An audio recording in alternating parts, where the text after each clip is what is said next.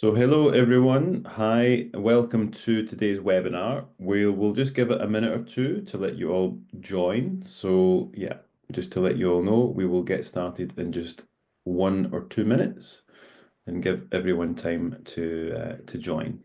But you're all very welcome.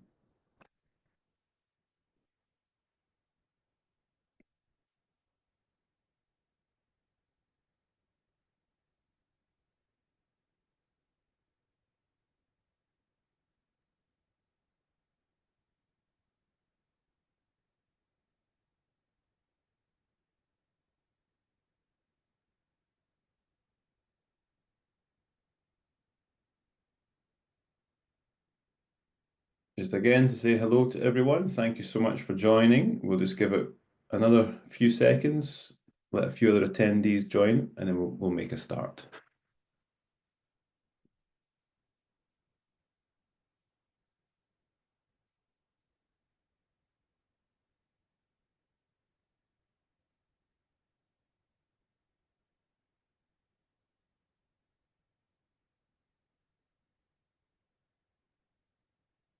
Okay. Okay, everyone. I think we'll still have some people join us, I think, in the early start. So, but I think in the interests of time, we'll get moving, I think. So, first of all, thank you all so much for joining us on this webinar today. It's a pleasure to have you with us. My name is Ian McKinnon. I am the CEO of the Global Disability Innovation Hub, and I will be your host for today. So, next slide, please.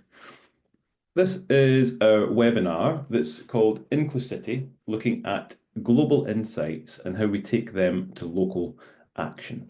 So today's webinar is the first of four. We're going to do a series of four, which is an introductory session that's really looking to continue to push and disseminate and also situate the work that we've been doing looking at inclusive cities, and specifically the global action report that we've produced, and to really sit that into the debate of inclusive cities. The four webinars that will be the kick-off from today are going to have a slightly different theme and focus.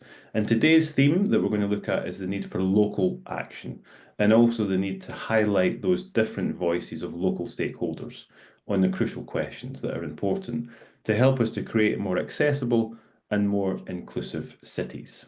Next slide, please. So I'll just give a very quick overview of today's plan and agenda and a little bit of housekeeping.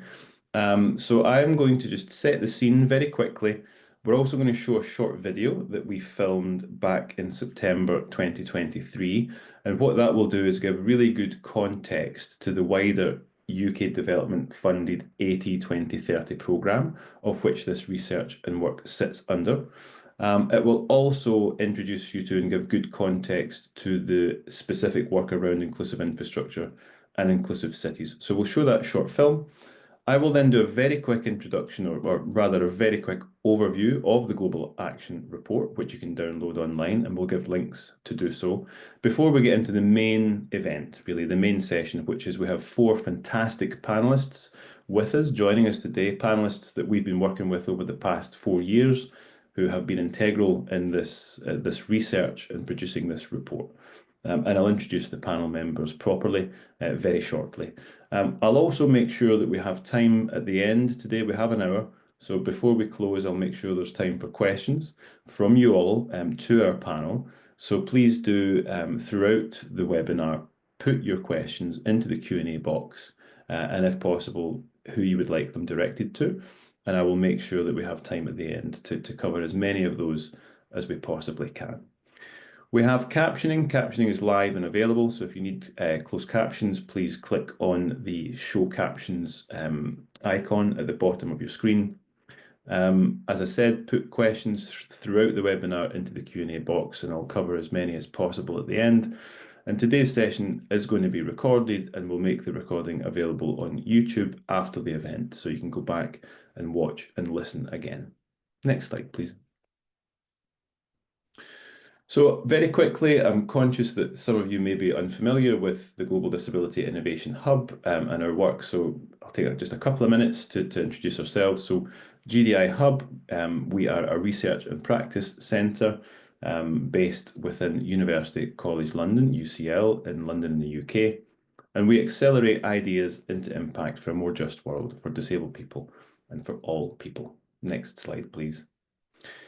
Our work is focused on innovations that support and have a positive impact on the lives of disabled people. We launched back in 2016 and consider ourselves a permanent legacy from the London 2012 Paralympic Games.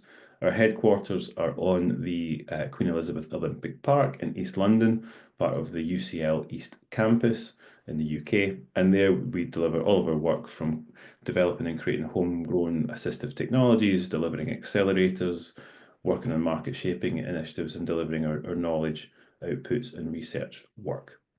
Our focus, as the focus of the 80-20-30 programme has remained and is quite a bit on low and middle income countries, and that's also a big part of this research that we'll be talking about today. Next slide, please. So the 80-20-30 programme, you'll get a little bit of this context in the film we're about to play, but it's testing what works to improve access to life-changing assistive technology, AT for all. And obviously the built environment, the accessibility of the built environment really supports or inhibits the use of AT. So it's an incredibly important strand of this research, of this work. In terms of our impact, we've reached in excess of 37 million people since we started back in 2016. We've been working in excess of 60 countries around the world, always working to have an impact and drive a lifetime of potential, particularly for persons with disabilities. Okay, so now what we're going to do is show a very short film. It's about 4 or 5 minutes long, but we shot this back in September 2023, just as we were wrapping up the 6 cities research. But this will give very good context to the research and the work that's to follow. So please play the film.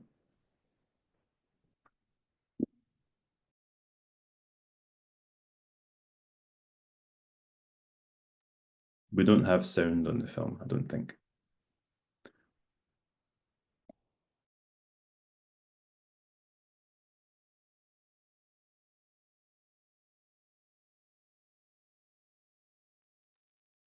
I still can't hear sound in the film. I'm not sure if others can confirm. Yeah, still no sound. Apologies, let me try and look into that. That's all right. We did have it with sound 10 minutes ago, everyone. Bear with us 2 minutes. We'll try and get the video to play with sound.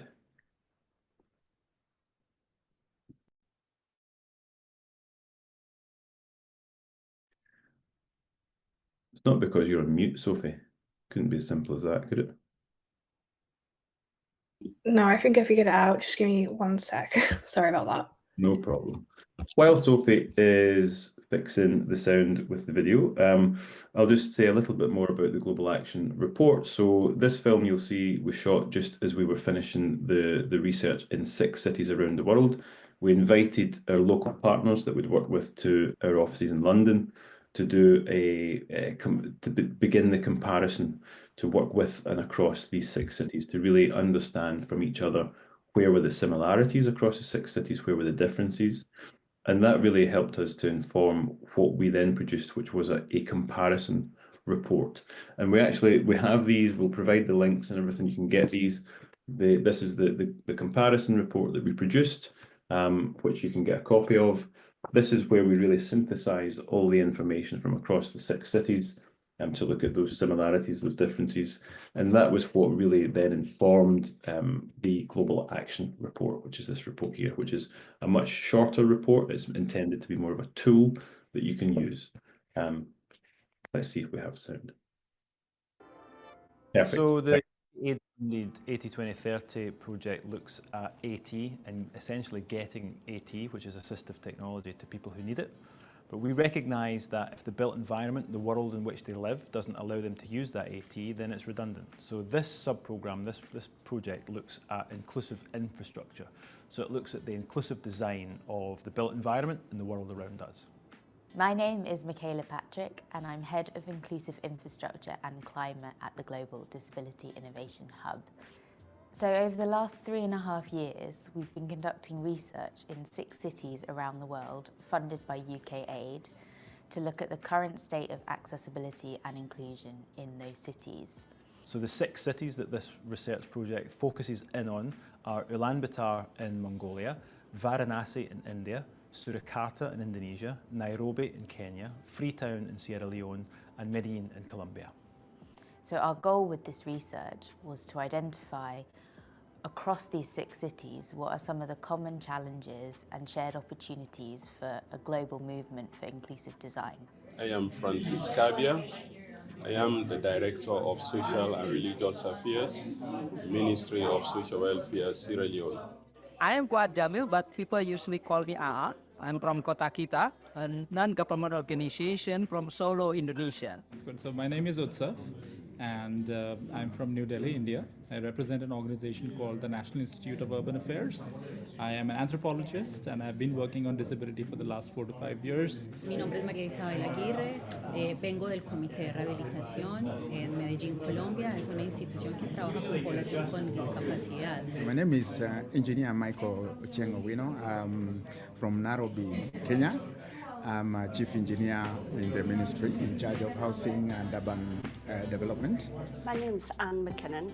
I work for the Foreign Commonwealth and Development Office. To see everybody come together in the same room is fantastic, to share their experiences, to talk about where the common threads are, where the common barriers are. I think what comes out of today is going to be really interesting, and it's certainly going to be able to inform both what's next and other cities around the world in terms of what they can do better and where their barriers might be.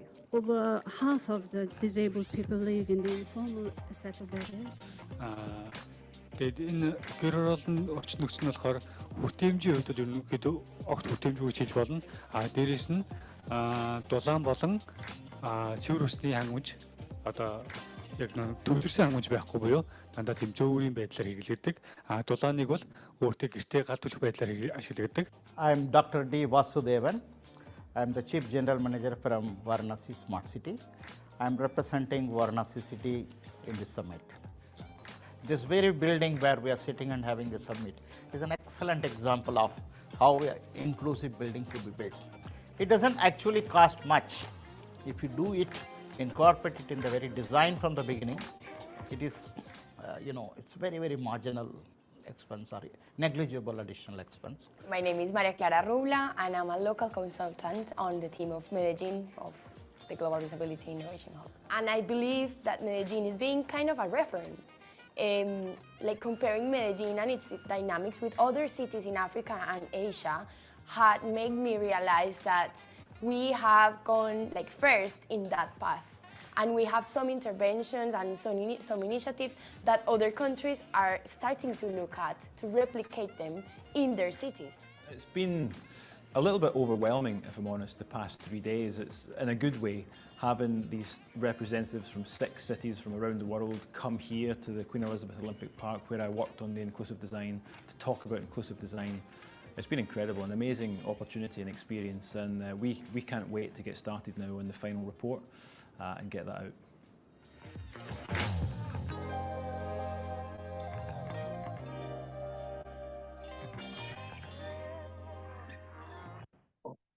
Thank you, Sophie. Thanks for playing that. That was great. All right, so the eagle-eyed of you will have spotted each of our panelists in that video. So again, I'll do introductions shortly to them, and we'll get to that in just a moment.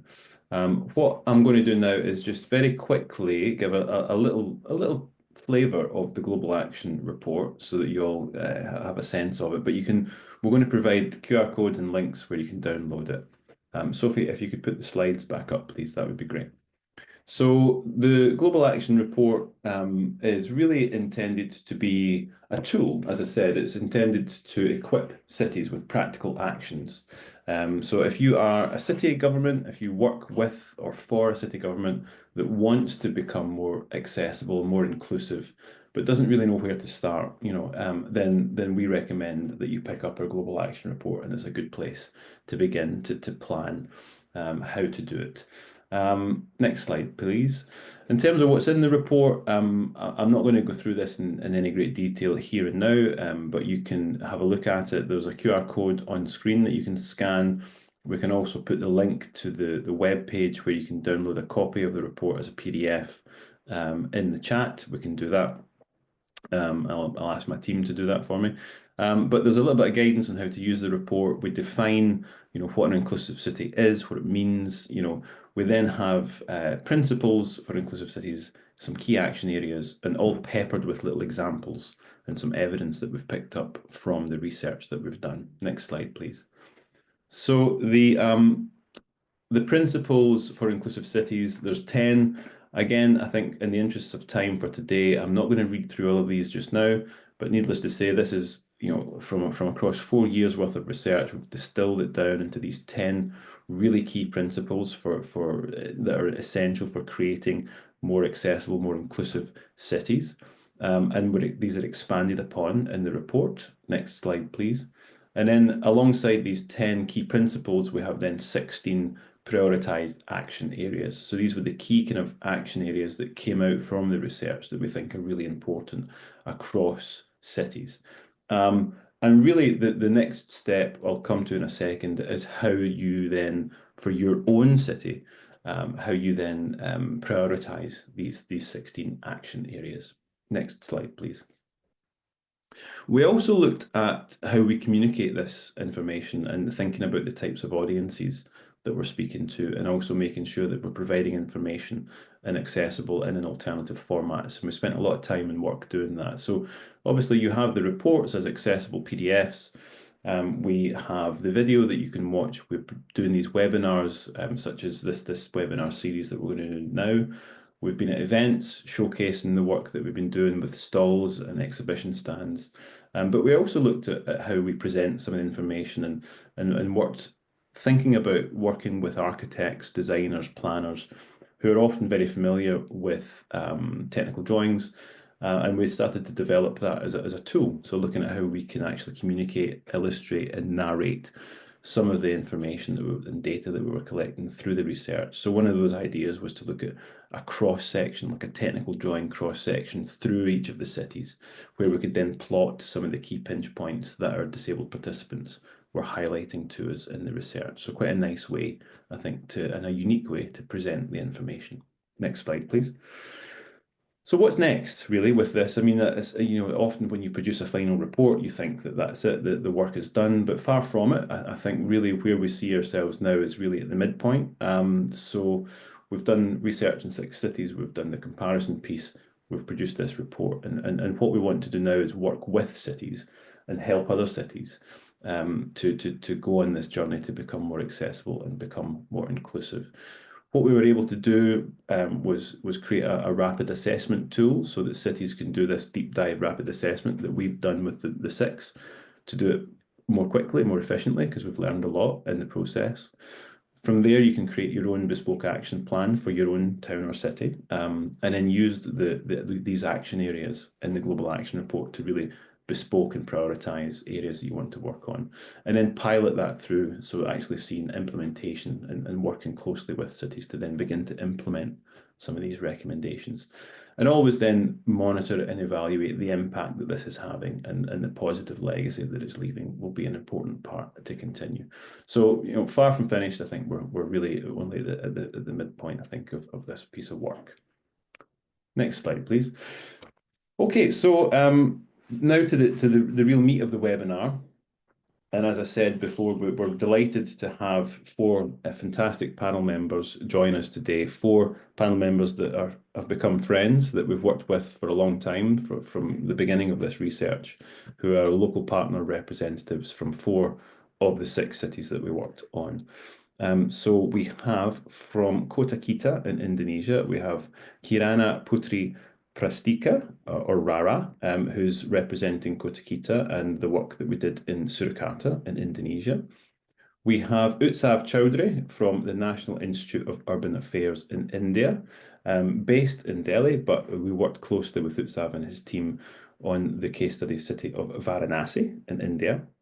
We have Jack Campbell-Claus from Konkui Design Initiative, KDI, based in Kenya, and we worked with Jack and his team on the case study City of Nairobi in Kenya. And we have Tamir Narangarel from Universal Progress in Ulaanbaatar in Mongolia, who we worked closely with on the case study City of Ulaanbaatar in Mongolia. So I have a question to put to each of the panel members, which we'll do now, and then we'll hand over to them for their responses. Also, I see there's a couple of questions in the Q&A box already, so please do, if you have any specific questions for our panel members, please do pop them in the Q&A box, and I'll do my best to get through most of them towards the end of the webinar. So, Tamir, I am going to come to you first. So if you would like to please tell us a little bit about your own experience as a disabled person living and negotiating your way around your city, which was Ulaanbaatar in Mongolia. Over to you, Tamir. Thank you very much. My name is Tamir Hu, and people call me Tamir. And in 2015, I got spinal cord injury on my neck, and since then I'm becoming a person with a disability. And from 2018, I'm working in Universal Progress Independent Living Center, which is works for the protection of the rights of persons with disabilities.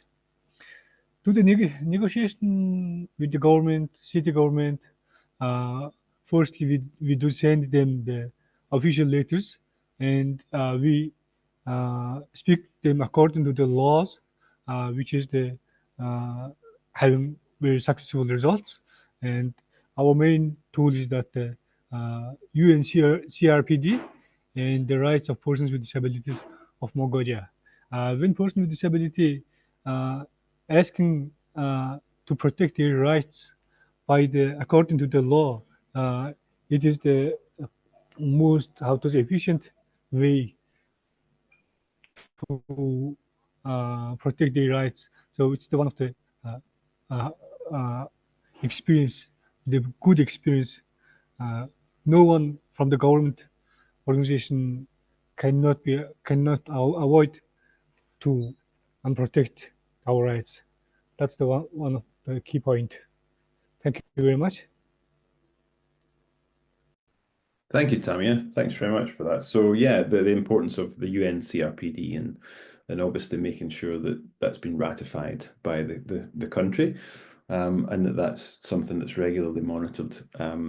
And you've got the requirement or the clause around access to the built environment situated within the UNCRPD.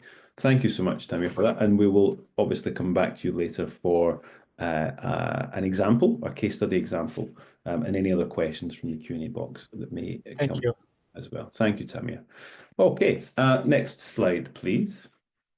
So Utsav, I'm going to come to you. So according to you, what is the significance of this research and also localizing, how we localize the insights found in the Global Action Report? Over to you, Utsav. Thanks. Thanks for the question, Ian. And thank you for the invitation. Very glad to be part of the panel. For those, before I jump into the answer, actually, let me just give a little bit of context of what Varanasi is. So Varanasi is a city in the northern state of Uttar Pradesh in north of India. It has a rich legacy going back to 11 BC. So we actually deem Varanasi to be like the spiritual capital of India. So you have death, birth, all of these important life events have some level of connection with Varanasi for one reason or the other. So you can understand pilgrimage and tourism is a very, very important contributor to the city's economy. That means that accessibility at large is something that needs to be a fundamental aspect of the city's planning and development process. Now, what this research did, and I think a big a round of applause should go to the entire GDI Hub team and to the UK government for funding much of the work that had happened with NIU as well back then, was to motivate the right kind of intentions among the leadership. I think one of the factors that Ian mentioned as the action required is good leadership in the city. And I think we were very fortunate to find our words landing in the space where the leadership was open to actions. And what did this research specifically do is that it allowed the leadership to access context-specific evidence. Up until that time, Varanasi was not specifically looking at collecting evidence on what exactly is falling apart as far as accessibility is concerned. An example of that would be when we had a lot of participatory design workshops with persons with disability in the city. We understood that their access to heritage sites, their access to the ghats, which is the embankment areas, was very much limited. Mobility within the city was extremely difficult for them, and there were quite a few who were born in the city of Varanasi and had never ever seen the ghats. So these areas provide us the necessary action areas for us to start work on. What this study also does in the larger context of the 6 cities being compared together and being juxtaposed on top of each other for the common sort of a question of how to make the city inclusive is that it gives you the framework, a global and a national framework, and then it allows you to contrast that information with the specific evidence that you have collected. Last but not the least, and probably the most important aspect of my takeaway from being part of the study and NIU's contribution in learning from the study is that it allows you to develop and test local strategies. Not everything works the same way, no matter if the question is the same. For example, when we started our study in Varanasi, it was in the middle of COVID. So we had to adapt, we had to keep it flexible for persons with disability to participate in the process. By the time we were done, we also encompassed a city audit to understand what more could be done in terms of infrastructure and policies, which is probably unique to the city of Varanasi itself in the entire scheme of the study. So adaptability, flexibility, and keeping in mind the local needs is probably the most important factor that I would say is what I have found from the study itself. Back to you. That's brilliant. Thank you so much, Utsav. That's great. And yeah, and we'll at the end, I think I'll come round and ask each of you for a little takeaway, a little example, I guess. And the local, I think that speaks to the local context point as well as, and I may, if we have time, I may share at the end as well some of my reflections. And it's for me, some of the most interesting takeaways was the very specific kind of local context piece. You know, there are these universal themes and that creates this universal framework that is important and is universally applicable, we believe, but the nuance in the local context is also really important and also very interesting. Thanks, Utsav. Okay, so next slide, please. Rara, I am going to come to you. So the methodology for the research we had developed, but as our local city partner in Surakarta in Indonesia, you had to adapt it to be appropriate to the local context. So could you share with us some of the ways that you adapted the methodology and also how you brought the voices of different stakeholders into the research? Over to you, Rara. Thanks, Ian, for the questions. Actually, this question brings me back to at least 4 years ago when we do the inclusive infrastructure research in Solo, Indonesia. And from our end, Kota Kita here, we do some sort of experiments answering to your questions, particularly on how we adapt the methodology. So in the beginning, like what you say, the methodology was predefined, like we have certain activities of data collection to follow, like interviews, photo diaries, journey mapping, and such. But then when we are thinking about what are we going to do with this workshop, we're thinking about our participants, the stakeholders, and most importantly, the person with disabilities. The question is how can they participate meaningfully in this research, because they are the center of this research, right? And because especially in Indonesia context, what we often see about participation sometimes become, tokenistic, like people participating in discussion just to fill in the quota, to check the boxes without truly being heard or considered. And we want to go beyond that. We want to our participants, especially those with disabilities, to feel acknowledged, valued, and also can invite adapting the methodologies. And one of the examples that I can share with all of you is probably the tools that we use during the journey mapping workshop. So talking a bit about this workshop, the goal is to understand, the travel journey of person with disabilities in the city. So basically, we ask our participants to share about the challenges, the likes and dislikes during their journey using different types of transportation in the city. And the case is that with the person with disabilities in Indonesia, and we also invite first timers, those who have never been invited or really invited into this kind of discussion. The problem is it is not easy for them to share their experience with others. So we need to use tools, creative tools, to make them more engaged in the discussion, to make it more meaningful. So in this case, in the journey mapping workshop, we use a city map, but it's not a standard city map. We created the tactile version for this map. So we use wooden strips to represent main roads, texture materials to represent open spaces, green spaces, and other 3D objects. We also use Legos to represent buildings and other key destinations. So that was our first time using the tactile map, and it was more like a trial and error for us. So we were not sure if this tool can really help people with disabilities, our participants, especially those who are with visual disability, because these tactile features were intended to accommodate their needs. But if I can share a bit, it was surprising for us, of course, with the help of facilitator, our participants with disabilities, those with visual disabilities, they could navigate, or what they say, like orient themselves in the map by touching the tactile features. So they remember the travel journey, and they could share their journey with others in safe space. So for us, it was a very powerful learning experience. And also, I have to say that I have to say this to all of you, that through this process, this learning process,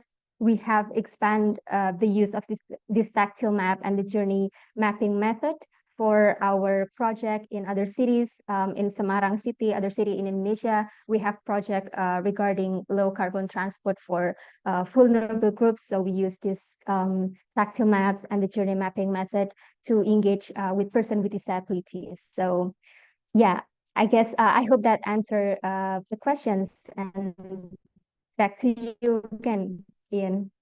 Thank you, Rara. That was great, really great. And it's yeah, the tactile map you guys produced looked great. You know, we obviously, again, it was your research took place during COVID, so we weren't able to come over and see that for ourselves. But the videos and photographs that we saw of it looked great, and also the use of Lego. Having just come from the Global Disability Summit earlier in the month, where we were showcasing this work there. And we used Lego there to attract people to our stall, and people really do get engaged. It's incredible how people get engaged with Lego, and things that people can touch and feel and interact with is really important. And great to hear that you're using it on other projects now as well. That's fantastic. Thank you, Rara. Okay, next slide, please. So Jack, I am going to come to you next. So the question for you is, what can cities do to become more inclusive, and also what can they do to localize some of the insights that are in the Global Action Report? Over to you, Jack. Hey, Ian. Hey, everyone. Thanks for having me, and thanks for the question. And yeah, just as I come to the question, it's been a privilege working with GDI Hub on the Global Action Report over many years, and I think just to share that we've done more than that, and that you guys have helped us troubleshoot on some pretty challenging issues that we faced within the work that we do around co-creating public space and infrastructure, largely within informal settlements in East Africa. So yeah, what can cities do? What can cities do? Become more inclusive? And yeah, I think the other part, to localize insights from the report. I think the first thing that comes to mind, and I think Kirana, you just mentioned very similarly, I think is far too often, I think that accessibility is considered at the end, or inclusion is far too late in the process. And something that the report makes very clear, and that we've experienced a lot, is that inclusive design has to start at the beginning, and it needs to be in place at conception, through the planning and the budgeting and the build, and it needs to be there during maintenance as well. And so I think your question of participation there is the question of participation as a minimum rather than as a purpose, is also relevant. So second, I think we need to shift how we see expertise as well, especially in this question of comparative guidance across multiple cities, and that has deep value, but that we also need to try to bring that valuable research and information to the ground in a contextualized way. And so I think something that we would advocate, and I think is very strong in the report as well, is that recognizing the expertise that is within the communities, and in particular, I'm talking about communities that we work with in informal settlements, but also with persons with disabilities or other marginalized communities. They're not just stakeholders, they're experts of their environments and the environments they live in. And so global principles are very important, but we need to ground them in local realities. And the best way that we found to do that is to engage deeply and participate deeply with those most affected, with the lived experience on the ground. I think there's also a component to this, which I've experienced a lot, which is a kind of siloed or one solution fits all type approach. And I think this is something that really we have to try to contend with. And I think that cities can really start to rethink that we need to be thinking about multiple goal sets, and far broader impacts than just to try to come up with a one solution fits all type approach. So I think I had one more comment really to say here, which is I think something that in alignment with this research work that we've been doing with you, but also alongside with a piece of research that's been coming together over several years as well, called 3IF, which is the Integrated Inclusive Framework for Kenya. It's an informal settlement focused piece of guidance, is really just to say that as much as the legal structure and the policy is very critical for scaling a transition, a change of how actions are taken, we've got to remember as well that the movement, the community movement, is a critical part of that as well. And also that I think that addressing the decision makers' knowledge as well. And so creating these guidance packages, these reports, these support mechanisms for any engineers or architects or community activists within these spaces of urban development is also a fantastic way to get far greater impact quickly as we wait for policy changes to come around as well. So I think ultimately, cities need to take this more seriously, and it's not a question of just what, but how we do it. And if we really can be serious about centering local voices, then I think we can really see some great change happening. Thanks. Thanks, Jack. That was great. That was great. I'll summarize. I'm going to also then come round each of you just to very, very quickly just share, if you can, just even just one kind of good practice of local action that you want to share that aligns with some of the insights from the research. So I'll come round each of you in a second. But that was great, Jack. I mean, I think you touched on a few of the key points there coming out of that are in the report, as you said. So, starting at the beginning, really how important the local people are, local experts, Absolutely. I agree with that.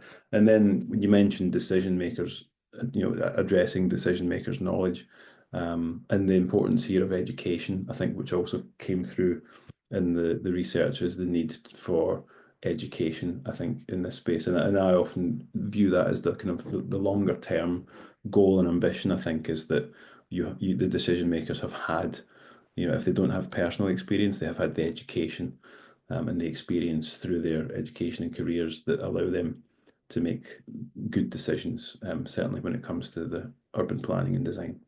So thank you, Jack. That was great. So next slide, please. And we've got a little bit of time. So just very quickly, if you could just share, that's the wrong slide. Sorry, I think if you go, that's the one. If you could just share a good practice of some local action that aligns with the insights from the research.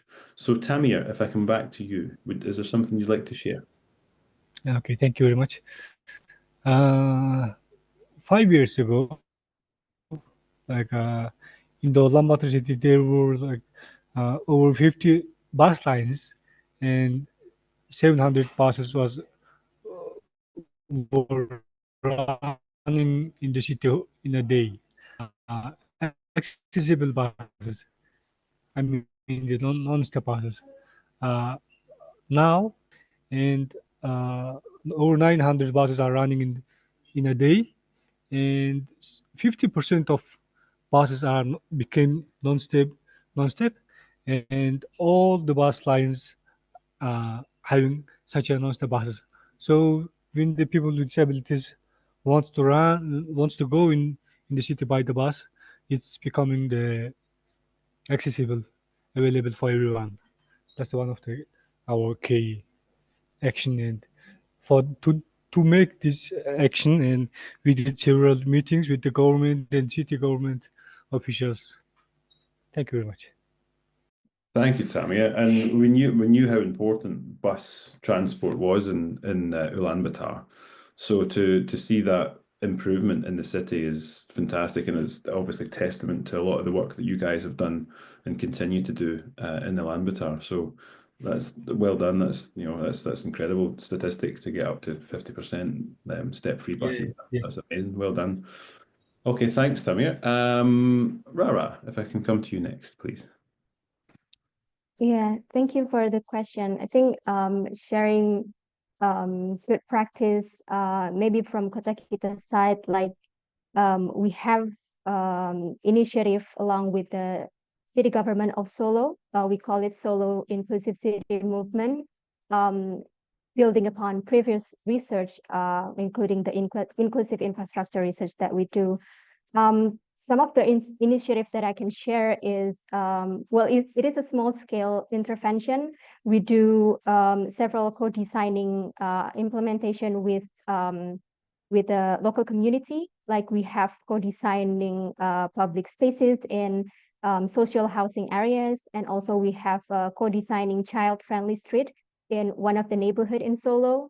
And both of these initiatives involve multi-stakeholders, like we involve city government, private sectors, and of course the local communities. We also have disabled people organization also engage in the process of participatory design workshop with local communities, including those who are vulnerable, like persons with disabilities, children, women, and older people, to design spaces that are inclusive and also accessible for them. And the space design, the result were then discussed with the relevant multi-stakeholder for further implementation. And the design is actually reflecting to the local needs that are created by the people who will actually use the space. And like, for instance, in the public space in one of the social housing area in Solo, they have a dedicated sitting area for older people with foot reflection feature on the ground. And they're also tactile paving, or what we call it here, guiding block, to navigate people with visual impairments. And in another initiative, the child-friendly street, we have dedicated space for pedestrian. We also have sheltered sitting area for children. and also mural spaces. This is to enhance the street corridors to make it more enjoyable for children to walk on. And I think the key takeaway from the initiative that we do with the city government is that they show that creating inclusive spaces takes everyone, takes all of us. So the government, civil society, private sectors, communities working together. So it is really important to highlight the multi-stakeholder collaboration to for a more inclusive spaces for all. I think that's my answer for this. Ian, back to you again. Thank you, Rara. That's great. And I mean, you summed it up really nicely there, like making sure that the space designs reflect the local needs and wants of the people who will actually use it. And I think that's always quite powerful, isn't it? It's when you've got the people who will actually then go on to use the space, have been involved in the design and creation of it is amazing. And if you're fortunate enough to see that translate and happen, it's quite powerful. So thank you, Rara. Utsav, I'll come to you next. Thanks, Ian. Thanks for circling back. I think before I get into the best practice or something that we have observed, I think it's important to also reiterate the fact that inclusion is a journey, right? So it's not as if you will go to sleep one day and the next day the city is going to become inclusive just because you want or just because you have the money to do it. Because it's a complex thing. It will require infrastructure. It will require policy. It will require political will. It will also require a lot of public intent and engagement for the city to be truly inclusive. So all of that has to come together. But I do also believe that having good universal design principles or universal accessibility as a parameter of progress is a really good North Star to have to see if you're heading in the right direction. I think that's probably step one, that in terms of having a vision, the city should be able to identify what exactly do they want to prioritize. And I think that's what this study and our engagement with Varanasi has done. It gave them the vision of what an inclusive city can look like. So having inclusive public spaces, having inclusive ghats, having heritage sites that were made inclusive to crossroads, pathways, all of those that were widened and were made more pedestrian friendly eventually leads to a higher quality of life. But one example that stands out, and this ties back to what I said earlier, that when we engaged with a lot of the persons with disabilities and community members, one of the things that they pointed out was that they had never ever seen the ghats. And ghat for us is a very important thing. If you're a Hindu, if you're a practicing Hindu, then taking a dip in the holy river is how you sort of get on to the next step in your life's journey. And a lot of them had not had the opportunity to ever go to the ghats. And taking note of that, the city of Varanasi has developed a new ghat, which is called the Namo Ghat. And this ghat not only has the ability to bring people on wheelchair and with different kinds of disabilities to the ghat, but it also allows them to access the river.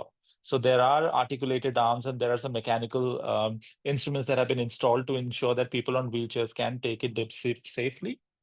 Beyond that, the city has also invested a humongous amount of money in making some of the more critical roads wider and more pedestrian friendly. There have been schools that have been specifically built for children with special needs. There have been parking lots that have been developed in highly dense areas where parking on the road was a big issue, making it difficult for people on wheelchair and elderly people to access those roads. But that now has been taken care of. But more importantly, again, and Ian, I'll go back to the original point that I was making, that it has left a mark on the leadership. Now, it is no longer a footnote on a report. It's no longer a checkbox that has to be cleared up, but it is a priority agenda that city takes pride in. So after our research was done and after our study was completed, I think the city on its own has gone on to the extent of developing projects and prioritizing the engagement of persons with disability into the conceptualization of the project. So much so that a lot of the public information systems and public information projects that they're currently doing is premised around the needs of persons with disability. And to that extent, they have even brought in international funding from Toyota Foundation, from WRI, and the likes of other UN agencies working in the city to bring more and more newer solutions, including LiDAR survey of very narrow streets to make it more accessible in the future. So in summary, what I would say is that what it has done, what this study has done, and what our work with the city has done is that it has germinated the idea of taking pride in making the city more inclusive and making it accessible for everybody. I'll take a pause here. Back to you, Ian.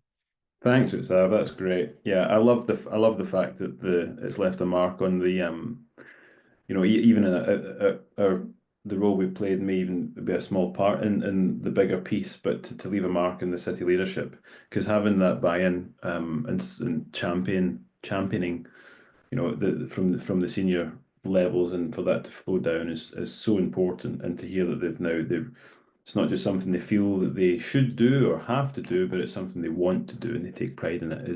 That's the turning point, I think, and that's what we'd ideally want to achieve with all city governments and authorities. Really, is to get to that point would be amazing. Thanks, Utsav. Okay, and finally, Jack, if you could quickly share an example, that would be great. Sorry, I forgot to unmute. Yeah, and I feel like there's a kind of example that comes to mind from the research process that we undertook. And so I think in one of the many engagements with PWDs in Nairobi, we heard a story and a good example, I think, from Nairobi of the matatus, the minibuses transporting people around. And typically, I think the issue is that there's a mindset within the privately run minibuses not to pick up people with disabilities, and that's based on their understanding of it taking more time and not being a commercially good decision for them. So, but what was fantastic is that there's an example there of just through dialogue that being turned around, and through having a conversation with people with disabilities, the drivers and their support team changed their whole approach and started collecting people. And I think that's just a really, really nice small example that always sticks with me. But from the same informal settlement as well, there's something interesting happening at the moment, which I think is kind of connecting to the bigger picture, which is, I think, around partnerships and sharing these responsibilities and the decision-making agency as well. So at the moment in informal settlement in Nairobi, there is a women's disability group in partnership with the county, and then working with us and other civil society organizations to develop a public toilet system, a dry public toilet system. So kind of meeting the basic needs that often gets prioritized over inclusion, but at the same time, creating it in a way that it's inclusive. So it's government CSOs and also our and also this local community-based group working together. So I think that's a very interesting one, and I think it also highlights that, you know, it's not really, like my point in the previous answer really was that it's not necessarily always about the what, but also about the how, and how we create more inclusion is also about the partnerships that we can create. And I think that's an exciting new thing that's happening in Nairobi in Kenya. Thanks. Thanks, Jack.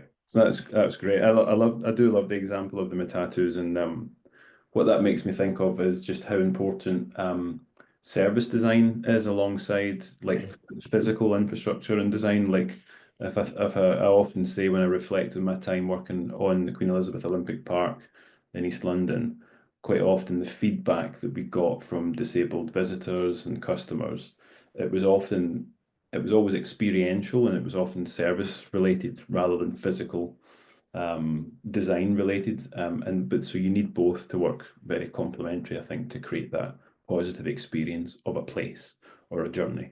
So thanks, Jack. That was great. Okay.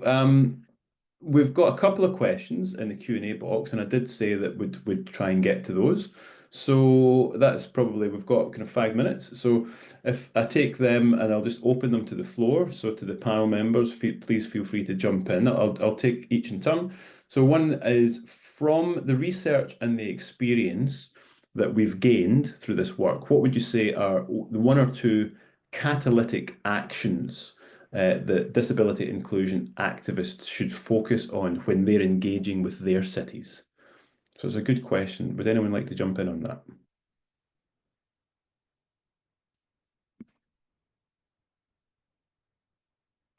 From the panel. So what should, what are the catalytic things that disability inclusion activists should focus on when engaging with their cities? All right, let me take a stab at that. Thanks. Well, you're welcome. So I think a couple of things that we noticed, Ian, and going back to the early 2020s, was that getting people on a common platform was difficult. So having a lot of voices echoing in the room was impossible at the time, thanks to COVID and what happened later. But I think at the end of the day, what has to be done more and what DPOs and what civil society organizations can do really well is that they can aggregate these voices into one. So having a very clear charter of demands from the city is a wonderful way to sort of actionize what you are requiring. And secondly would be to also work with the city to create a common language. Sometimes what happens is you're dealing with planners and architects and engineers, and you are asking for something which is more social in nature, maybe more human rights based, and they don't necessarily understand what you're trying to ask off of them. So maybe simplifying the needs to infrastructure, services, and maybe even programs. Third would be investments, because at the end of the day, all of these projects, all of these initiatives require money. Nothing gets done for free, and it has to be something either coming from the revenue out of the pocket of the city, or it has to be investments coming from the government, from the private sector. So the DPOs could probably become like a really good interlocutor for alternative revenue mechanisms or alternative funding mechanisms to bring into the city to make it more palatable for the city to take up these projects. And I think the last bit would be to have really good development control norms and bylaws for which speak to the national guidelines. I think that interpretation of that has to be done at a very local level. And initiatives like the one that we were part of in terms of the research study can bring that kind of capacity and knowledge to the DPOs and to the CSOs to speak and to influence those control norms and bylaws in the long run. I think those are probably some of the things that I think they can do really well. Thanks, Utsav. That's brilliant, perfect. I love the common language example as well. Really important, I think, really important. We've got time maybe for one more quickly. If I have a look, I'll ask, there's one here that says, what do you think is the easiest thing that early career students or people early in their careers starting out, what can they do to help promote inclusive design? So that's quite a nice one for all of us that have been doing this for quite a long time, right? If you were starting out earlier in your career, what would be the thing that you would prioritize, or what's the thing you think could have most impact early in your career? I'll open that to the floor. I think the question is intended for you, Ian. You're in best position to answer that question. Really? You think for me? Well, I mean, take our master's degree. You know, study your master's degree, and I mean, I think the most important thing really is working with disabled people, and I think that's come through loud and clear in this webinar. That's where you'll learn the most, whether that's in your education or on a project that you're working on, and that's come through loud and clear from all of you, I think, and that would be my summary on that point would be they are the experts. That's been said already, and it's so true. You know, I think all the policy and the regulations and the guidance and the frameworks that exist are helpful, and they are good. And certainly our Global Action Report, we think is a great starting point. You know, if you want your city to become more inclusive and accessible, a huge amount of research and data and evidence has gone into creating that. But again, it can't be done in isolation. It needs to be done working very closely with local people. So whatever it is you're working on early in your career, you know, immerse yourself in the culture with local disabled people, wherever you're working, learn from them, and that'll stand you in good stead for the rest of your career, I would say. Okay, I'd like to extend my heartfelt thanks to each of you. I know you're all incredibly busy people, so thank you so much for taking the time, our panelists. So thank you to you for joining the panel today. It's been fantastic. If we can go on to the last slide, please, Sophie. Perfect. So just to say, as I said at the top, this is the first webinar of a series of 4. Each will have a slightly different flavour and theme, but all focused on this research that we've all been working on over the past 4 years. and where we're currently at with it, which is with the Global Action Report out in the public domain. So please go and get a copy, go and download it, and have a read through of it. The next webinar that we've got coming up is looking specifically at public spaces and services, which is nice because we touched on that a little bit today. And that will be on the 21st of May at the same time as today's webinar. So I think if you scan that QR code, it takes you to the link to register for that event. So please do register for that event. We look forward to seeing you there. Spread the word.